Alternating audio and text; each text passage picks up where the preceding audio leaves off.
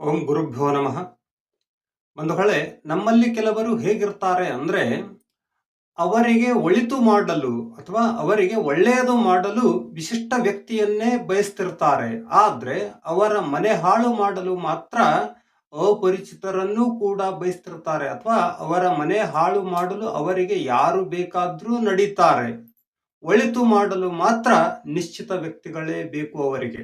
ಅದು ಯಾರಾಗಿರ್ತಾರೆ, ಅವರು ಎಂಥವರಿರ್ತಾರೆ ಕೇಳಿ. ನಾನು ಒಮ್ಮೆ ಊರಲ್ಲಿ ಒಂದು ಕಟ್ಟೆಯ ಮೇಲೆ ಕುಳಿತಿದ್ದೆ. ನನ್ನ ಪಕ್ಕನೆ ಒಬ್ಬ ಯುವಕ ಕುಳಿತಿದ್ದ. ಅದೇ ಕಟ್ಟೆಯ ಮೇಲೆ ಸ್ವಲ್ಪ ಅಂತರದ ಮೇಲೆ ಇನ್ನೂ 4 ಯುವಕರು ಕುಳಿತಿದ್ರು.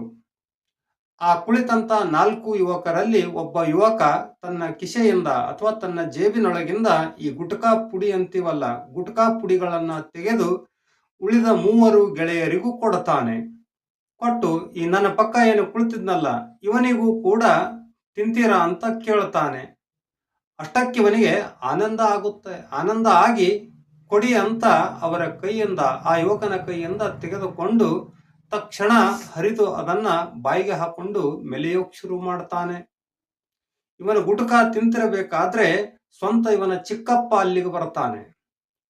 ಚಿಕ್ಕಪ್ಪ ಬಂದು ಇವನ ಗುಟುಕ ತಿಂತಿರೋದನ್ನ ಗಮನಿಸಿ ಸ್ವಲ್ಪ ಕೋಪಗೊಳ್ತಾನೆ. ಕೋಪಗೊಂಡು, ಏನೋ ಗುಟ್ಕ ತಿಂತಿದ್ದೀಯೇನೋ ಅಂತ ಕೇಳ್ತಾನೆ. ಹಾ, ತಿಂತಿದ್ದೀನಿ ಅಂತ ಯುವಕ ಉತ್ತರಿಸ್ತಾನೆ. ಇಷ್ಟೊಂದು ಚಿಕ್ಕ ವಯಸ್ಸಲ್ಲಿ ಗುಟ್ಕಾ ತಿಂದ್ರೆ ಹೇಗೋ ಮುಂದಿನ ಗತಿ ಅಂತ ಚಿಕ್ಕಪ್ಪ ತಿಳಿಸಿ ಹೇಳಿ ಅದನ್ನ ಬಿಡೋಕ್ ಹೇಳ್ತಾನೆ. ಗುಟ್ಕಾ ತಿನ್ನಬಾರ್ದು ಅಂತ ತಿಳಿಸಿ ಹೇಳೋ ಪ್ರಯತ್ನ ಮಾಡ್ತಾನೆ. ಆಗ ಆ ಯುವಕನ ಮಾತೇನಿರುತ್ತೆ ಅಂದ್ರೆ, ಇದನ್ನೆಲ್ಲ ಹೇಳೋಕೆ ನೀನಾರು ಅಂತ ಕೇಳ್ತಾನೆ. ಯಾರಿಗೆ? ಸ್ವಂತ ಚಿಕ್ಕಪ್ಪನಿಗೆ. ಎಂಥ ವಿಚಿತ್ರ ನೋಡಿ ಬಂಧುಗಳೇ. ಗುಟುಕ ಕೊಟ್ಟವನು ಇವರಿಗೆ ಅಪರಿಚಿತ, ಅಥವಾ ಇವನಿಗೆ ಯಾವ ಸಂಬಂಧಿಯೂ ಅಲ್ಲ, ಮುಖಪರಿಚಯ ಅಷ್ಟೇ, ಊರಿನವರು ಅಷ್ಟೇ. ಗುಟುಕ ಕೊಟ್ಟ ಮಾತ್ರಕ್ಕೆ ಆನಂದ ಆಯಿತು ಅಂದ್ರೆ, ಹಾಳು ಮಾಡುವ ವಸ್ತು ಯಾರು ಕೊಟ್ಟರೂ ಇವರಿಗೆ ನಡೆಯುತ್ತೆ.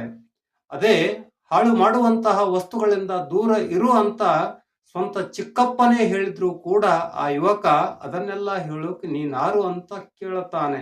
ಎಂಥ ವಿಚಿತ್ರ ಅಲ್ಲ? ಇಂಥವ್ರನ್ನ ನೀವು ನೋಡಿರ್ತೀರಿ, ಆದ್ರೆ ಇಂಥವರಿಗೆ ಏನ್ ಅನ್ಬೇಕು ಅನ್ನೋದು ಕೂಡ ನೀವೇ ಹೇಳಬೇಕು ಬಂಧುಗಳೇ. ಧನ್ಯವಾದಗಳು.